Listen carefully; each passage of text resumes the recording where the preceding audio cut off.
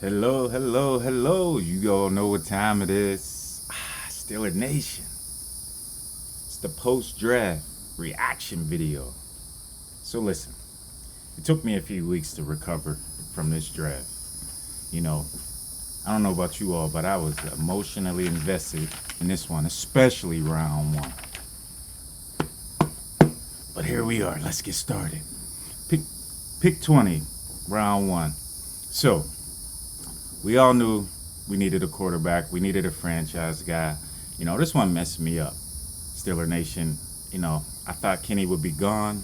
I got emotionally connected to Malik, and Malik's there, and Kenny's there, and emotions are high. Roger Goodell and the marketing team, a million commercials. It felt like the Super Bowl actually leading up to that pick. They made us wait for 10 minutes. I swear it felt like Kenny's there, Malik's there, and we go with Kenny. Whew. I was surprised. I'm going to be honest. However, I always loved Kenny. I thought Kenny was the top quarterback in this entire draft, but I didn't think Kenny would be around. I had Kenny coming off the board at 10. As a matter of fact, once Pitt won the ACC championship, in my mind, that just elevated Kenny's stock to a top 10 pick. However, he was there. Tomlin took him. I love the pick. And to all my Steeler fans saying, we didn't need a quarterback. We should have got this D lineman out of Georgia. We should have got this person. Listen. Kenny's the man. Let's just be clear. Kenny is the man. What if, let me just say this, what if he lights it up in the AFC North just like he did at Pitt with our defense, with better receivers, with Freiermuth? I love the pick. Kenny's a stud. He's pretty athletic as well. As a matter of fact, I'm a Steeler fan, born and raised in Pittsburgh, but I'm going to go out and say this to you guys. Listen, Kenny right now, coming out of college, is better than Big Ben coming out of college. Don't kill the messenger. It is what it is. And I love Ben. Kenny's going to do well. The biggest question is, when will he be ready? When will he get on the field? Will Mitch take over? Will Mitch start right away? Will Kenny start right away? Kenny's special. Don't be surprised if he starts from week one. More to come. Moving forward, George Pickens, number 52, round two. Wow. I love me some Pickens. I'm not going to lie. I didn't think he was going to be there. Obviously, we lost James Washington. We lost Ray. We lost Juju. We needed this pick, not only for depth, but we needed this pick to send a message to Deontay that you need to show up to camp. Don't start talking about how much money you want, because there's a young stud right there that's waiting to step in if you act like you want to hold out or something like that. We're adding weapons to the wide receiver room. We are adding weapons, whether it's Mitch, whether it's Kenny, whether it's Mason. We are adding legit weapons. Deontay, Claypool. Now we got Pickens. Freiermuth, Najee coming out the backfield. I like it. I like what we're doing. I like Gunner too. I like Gunner in the slot. Nobody's talking about that. I like Gunner in the slot. Moving on. Number 84, round three, DeMarvin Leal. This one threw me off. I didn't really see the value or understand the value with him going in the round three. Obviously, like always, I trust in Colbert. I trust in Tomlin. I trust in what we've traditionally done as an organization when it comes to making picks that I don't necessarily agree with. More and more I understood this pick. I like it. We still have Loudermilk, young guy. Tuitt's on his way back. Cam, the alpha dog on that line. Arguably, that whole defense is still there. But I like DeMarvin.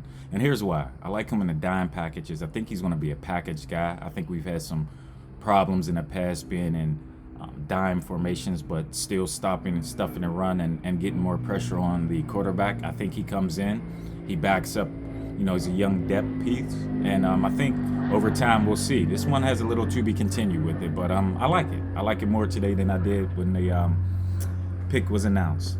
Moving forward, Calvin Austin, number 138, round four. I tell you what, I heard some comparisons to Tyreek Hill. Don't kill the messenger. I like it. So Matt Canada and Tomlin and the offensive staff, they're putting weapons around. Again, whether it's Mitch, whether it's Kenny, whether it's Mason, they're putting weapons, legit weapons around. I like this guy on the end of rounds, on the inside reverses. I like him in the slot, obviously. He's got hands. Pickens and Austin both have really, really good hands. I think this Austin, The third is really, really, really going to surprise a lot of people, and again, just adds to that room, making it even more competitive. Oh, by the way, I believe he runs a 4.3. Not too bad. Moving forward, number 208, sixth round, we got Connor Hayward. Again, timeout. I don't want to hear, oh, he only got drafted because he's Cam's little brother. Okay, so if Cam's little brother played basketball, would the Steelers have drafted him? I don't think so. Come on, guys. Listen. Stop. This young man is very versatile. He can play fullback. He can play tailback and back Najee up and give Najee a break. He can come in on passing formations and block. He could come in on passing formations and catch screens out of the backfield via the tight end. He can be our H-back. There's a lot he can do. And he can play special teams. He's got the DNA, the Hayward DNA. Obviously, he's going to be ready to play football, and that's what he is, a football player. I love the pick. I think he fits a lot of minor pieces that collectively make him a major piece in this offense. More to come. Mark Robinson, number 225, round 7. I went back and was watching Mark Robinson. I didn't really know about him. Watched some more film on him, and I truly believe Flores and the linebacker staff saw something in this young man when they were heavily recruiting Malik Willis. He did an amazing job really playing that rover and just playing that shadow, that spy on some of the faster quarterbacks in college, a la Malik Willis. And I can see him playing that same role for us in due time. I think there's some special skill sets that the Steelers particularly like in him. He's not necessarily going to step in and just take over or be a day one starter or anything like that. No, we've got Miles. We still have the young guy, Buddy Johnson. I think Buddy's going to step up big time. And obviously we've got Bush. But don't sleep on Buddy. Buddy's the sleeper out of our linebackers this year. So I like him. He'll be a niche piece. I think he's got some special skill sets again, and we'll see how he develops. And finally, round 7, pick 241, Chris Oladokun, South Dakota State. Hey, it is what it is. Let's call it what it is. Mason's on alert. Mason might not be around. This Chris guy, I don't want to try and say his last name. We'll just call him Chris O. He's talented. I watched this film. Is he going to be a starter? No. Steelers wanted to start camp with 4 quarterbacks, and that's what we'll do. But we only dress 2. And I don't think Mason is going to like it if he's not 1 or 2. I see Mason on his way out. And again, it is what it is. I'm just the messenger. But I like Chris O. He's athletic. He can run. He's mobile. He can throw.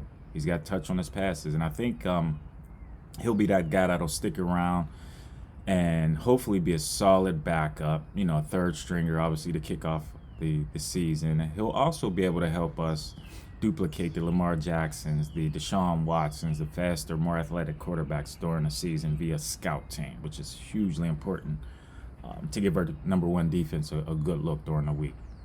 So all in all, I would rate the draft an A+.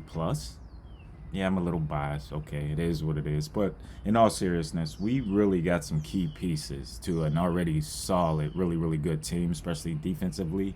I think whoever starts at quarterback is going to have more weapons than they did at whether it's college, whether it's the year before, whether it's over in Buffalo and Chicago. They will have more weapons in Pittsburgh with a really good defense. And I really expect the keys to be turned over to Kenny P at some point. I don't know when. But when the keys are turned over to Mr. Pickett, just imagine if he puts up the numbers that he did at Pitt, throwing that ball around, and he's good. He's a stud with our defense. Just being elusive, breaking tackles, kind of extending the play like Ben, but actually he'll take off and you'll look up 30, 40 yards later, he'll be down the field.